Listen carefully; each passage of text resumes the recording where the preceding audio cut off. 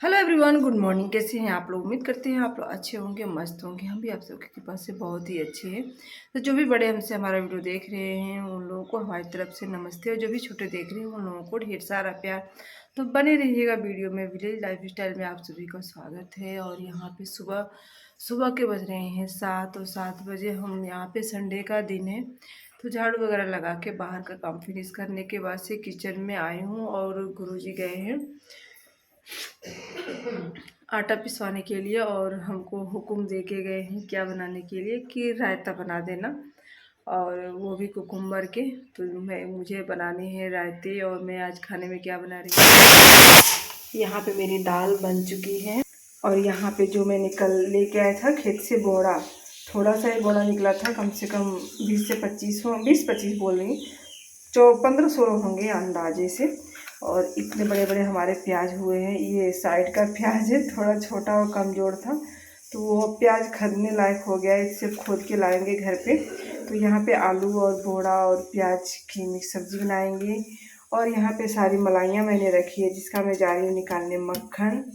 और यहाँ पे एक रखा है कुकुम्बर, इसका बनाऊँगी मैं रायता। तो बने रहिएगा और रायता खा के जाइएगा। कहते हैं ना, किसी काम का रायता फैला दिया है, वही हाल है।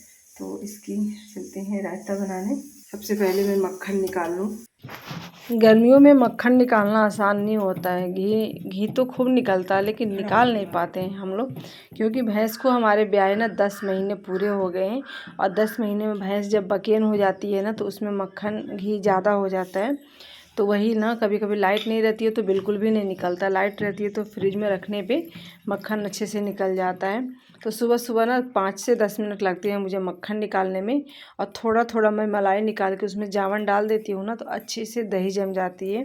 और दही जमने के बाद ही मैं मक्खन निकालती हूँ। कितनी छोटी सी चिड़िया है ये, रोज आती है, रोज यही बैठती है। ये देख रहे हैं। अभी मैं उस पार जाऊंगी ना, वैसे उड़ जाएगी। देखो इसकी आवाज इतनी। ये अम्मा कोयल है क्या? ही कोयल नहीं है, एकदम ब्लैक है, रोज नियम से आती है, इसी टाइम पे आएगी। और देखिए इसकी आवाज़ कितनी सुंदर लग रही है, मुझे तो बहुत प्यारी लग रही है। और इस शीशे पे ना मारती रहती है, देखो इसी किचन पे देखो। तो यहाँ पे मैंने रायता बनाने के लिए फ्रेश दही लिया है। देखिए दही हमारा कितना अच्छे से जमा हुआ है, देख सकते हैं। तो इसको मैं अच्छे से फेंट लेती हूँ।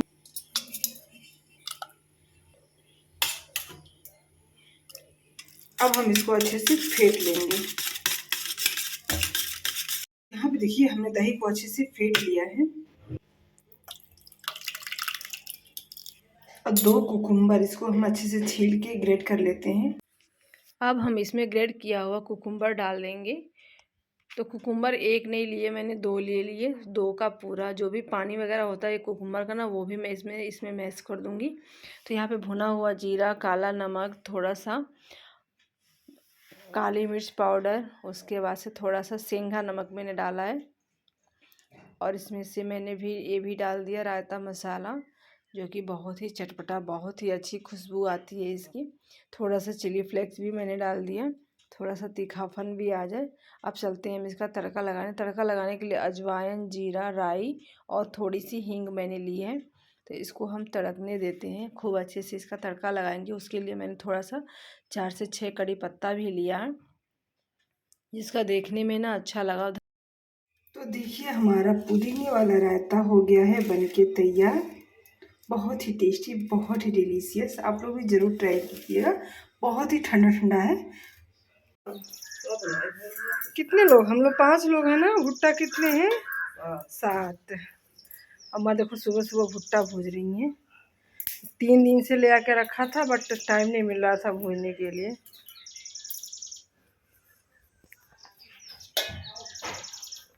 बहुत अच्छा दाना पड़ा है ना माँ, बहुत बढ़िया, एक भी खराब दाना नहीं है।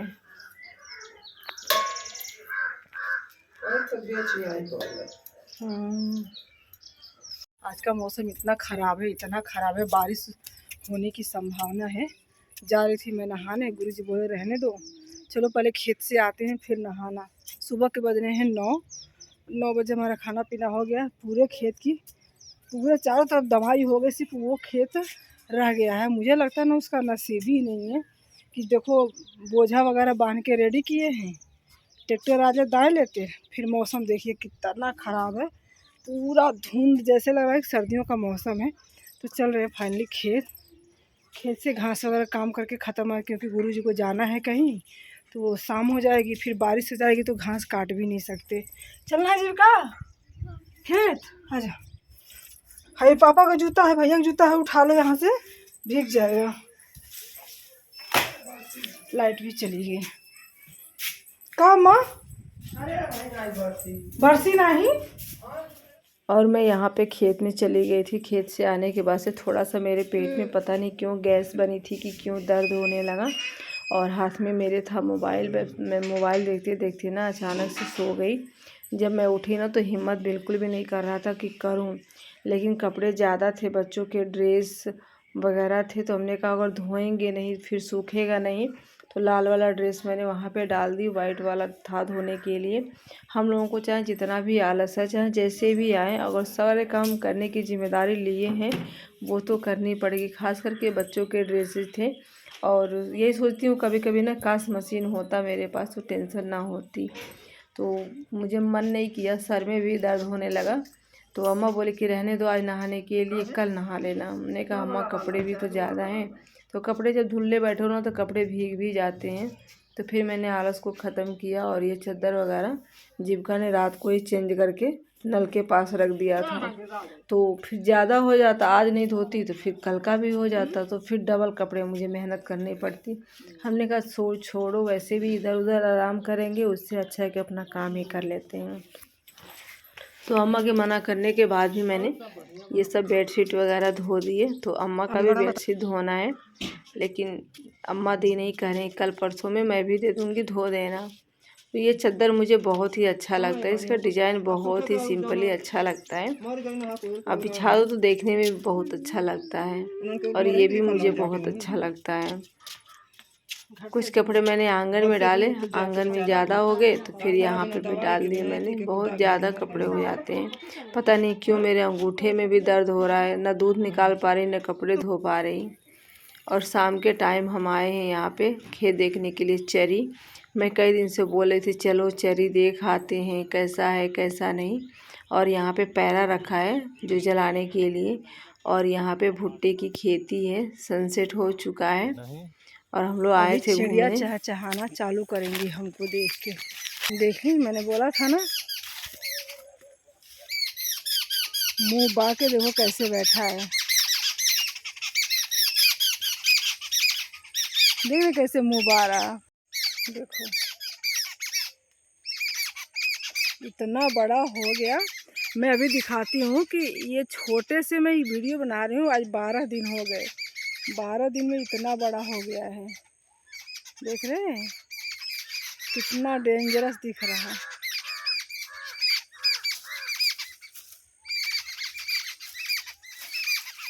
आराम से पूरे में, अगर चारों के चारों जी गए होते ना तो कहाँ बैठते। क्या है